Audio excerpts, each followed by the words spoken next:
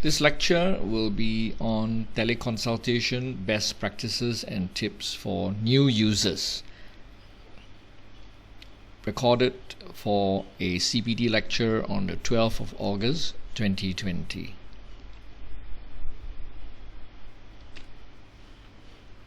First of all, I'd like to run through the definition of teleconsultation. It is just one aspect of telemedicine and involves remote consultation using any communication tool such as the traditional phone, text like SMS or messenger like WhatsApp, or more modern digital health communication tools which provide audio-visual communication. Whatever tool you use, do consider the very important aspect of proper identification. I think first of all, you have to make sure you are engaging with patients you have properly identified. And the best way is visually, or if the system uses a registration process. Now, considering this, it is really unsatisfactory if you are engaging in remote consultation using email, WhatsApp, or text alone without any proper identification, because you never know with whom exactly you're engaging and who exactly has control of the mobile phone or email account on the other end. And you're dealing with sensitive health information, so it's vital that you have to be sure that you're actually engaging with your patient. So the best way is actually a face-to-face remote consultation where you can visually identify the other party. It also works the other way, because patients need to be certain of the identity of the doctor. So if they can see you, they are more reassured that they are dealing with their doctor. And if this is actually first time consultation, sometimes if in doubt, both parties should show their IDs to properly identify each other. Before you actually engage in telemedicine, do ensure that you have taken informed consent. And informed consent should include whatever limitations of teleconsultation are. I will link a sample teleconsultation document which you can use as a template. It is best that you take it in writing before you engage the patient, but if that's not possible, then the consent can be digitally taken with a checkbox that the patient has agreed to the aspects of and teleconsultation and limitations thereof. Medical indemnity nowadays cover teleconsultation. The Medical Protection Society has confirmed that they do cover teleconsultation and you do not need to inform them. Now, some other medical indemnity companies may require you to inform them, so do please check with your own, okay? But generally, they will cover you provided you follow the accepted guidelines on teleconsultation. So what are the guidelines? The Telemedicine Act of 1997 is rather outdated and has not been actually enforced at all since 1997. The Malaysian Medical Council has, however, recently issued an advisory on the telemedicine practices which they endorse. This advisory came about because they found that teleconsultation is quite rampant and actually increasing in number, particularly due to the current COVID-19 pandemic. I will put a link to the advisory as well for you to refer to in this talk.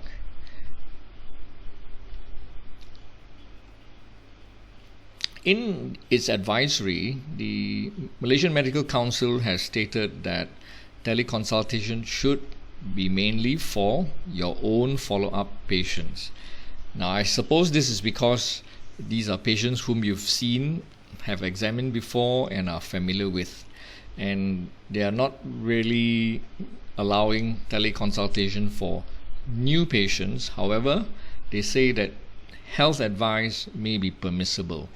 I think this is a grey area which the MMC needs to look at, because there are other things beyond health advice which may be applicable to first consults, and even virtual consultations may apply to people seeking second opinions or just preliminary first encounters before patients travel long distances. So I think this is an area which MMC says they will look into, but for the time being, I think you should focus mainly on your follow-up patients to be safe.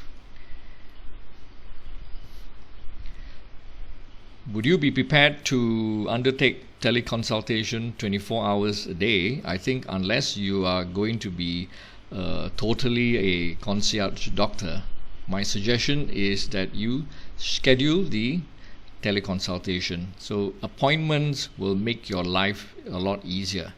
So the patients will be able to manage their time, and you will be able to manage your time better, because you have to be prepared not just for the session, but you need to check up the patient's medical records and or trace results and so on. So a scheduled appointment will make teleconsultation visits much more meaningful for both parties. It is vital to have the medical records available to you at the time of teleconsultation. I don't think you should try to use your memory or recall alone. The best form of medical records for virtual consultation would be an electronic medical record, because if they are more accessible than paper records, and if they are cloud-based, meaning they can be accessed with just your browser and preferably from any location, that would be ideal, because you can simultaneously refer to the electronic medical record while consulting, where the patient consults you online. So vital to have the records, or at least some summary of the patient available to you at the time of teleconsultation. Like your regular clinic encounters, you are required to document your teleconsultation thoroughly. If your medical record is there with you, then it's quite handy. You can simultaneously talk to the patient as well as type in your document your encounter. The MPS has explicitly stated you do not need to make a recording of the encounter. They said that if you do not normally make a recording of your physical clinic visit, there's absolutely no need either to make a recording of a teleconsultation visit. The only requirement is that you just document the consult as you would normally do. The main difference between a virtual consultation and a real physical consultation is you are unable to adequately physically examine the patient. So, if you require a physical examination to better assess the patient, then you should advise your patient accordingly. In other words, you should advise that they should come for a proper physical visit or clinic encounter, rather than resort only to the teleconsultation. So this threshold for this deferring to a physical visit, I feel, should be quite low. All right. There are some aspects of examination where remote consultation does permit. One is actually a visual assessment, so you can actually have some clues or to the patient's condition and maybe aid to diagnosis visually. And you can hear, because sometimes the patient's speech or something may be affected. So there are two actually physical aspects which are available to you in teleconsultation, so visual and auditory, though you are unable to palpate. Generally, though, defer to the physical visit if you feel you can't examine the patient properly, where it is important to examine the patient properly.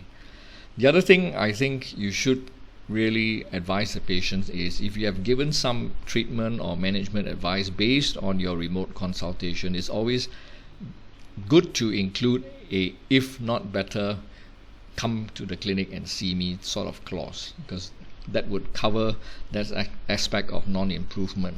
Okay. There are some gray areas, and particularly these areas where we should be cautious. When you're dealing with patients who are based overseas, so you have to be mindful of the distance.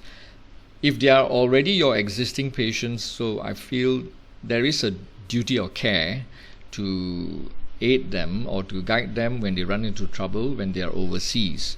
But again, the same concept of deferring to a physical visit should apply. So if you think they are better off if seen by a doctor, then you should recommend that they see a doctor at the overseas location. But if you're dealing with your regular follow-up patient who happens to be overseas and needs some medical advice or consultation at that time, then I think it is just an extension of our duty of care to our existing patients.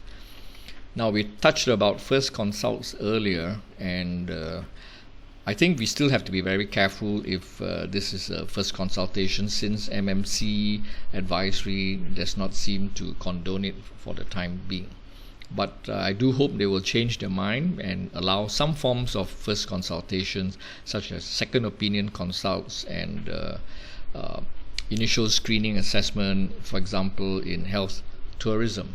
Okay. What about charges and fees?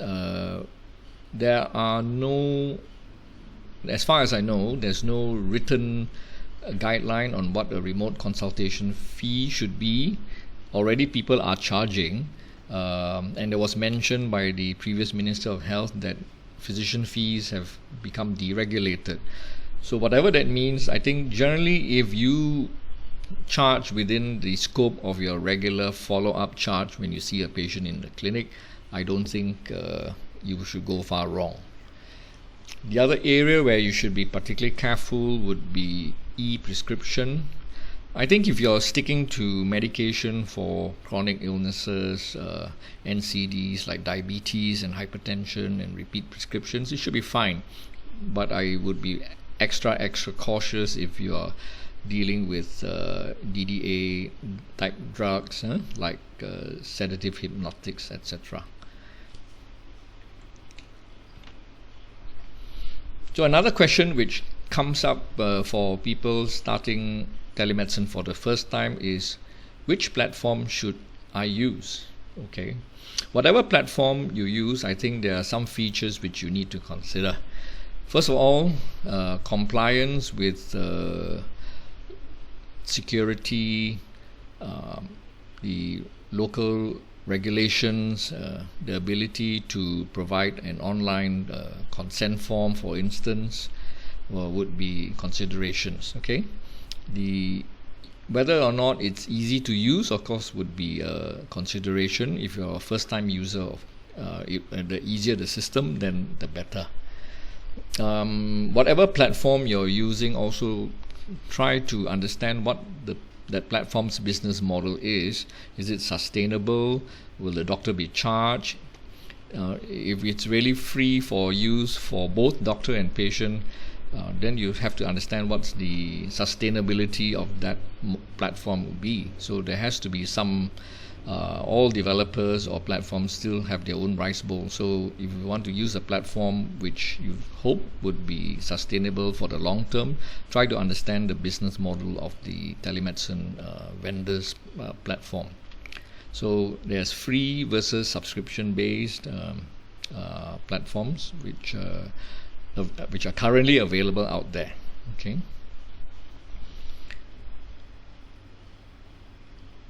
A system with features like an appointment system, ability to incorporate text messaging, has the face-to-face virtual consultation, I think file transfer for sending things like lab reports to and fro, patients sending reports to you, you sending reports to them.